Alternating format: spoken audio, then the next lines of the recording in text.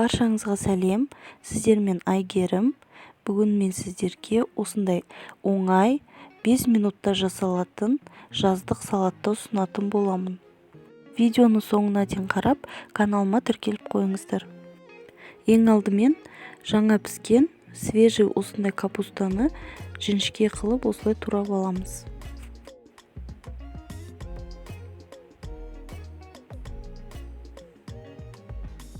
Капусталарымызды бір келкі қылып ұзынша қылып турап алдық. Ендігі кезекте бір қиярды жақсылап жуып аламыз да, осылай ұзынша қылып оны да тураймыз.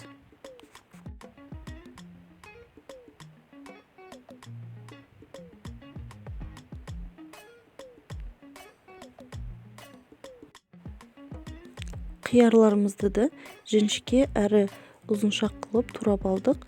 Енді қолымызбен жаңа туралған капустаны осылай бір мыжып аламыз. Оның үстіне туралған қиярларымызды саламыз. Енді кезекте бір штук помидорды да жақсылап жуып аламыз да, осылай тураймыз. Туралған помидорларымызды жаңағы салатымыздың үстіне қосамыз.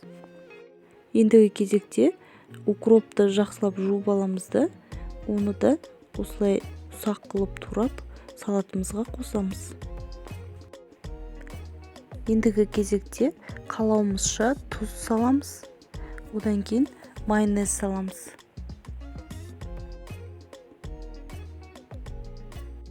Енді осының барлығын жақсылап араластырамыз. Міне біздің салатымыз 5 минутта дайын болды.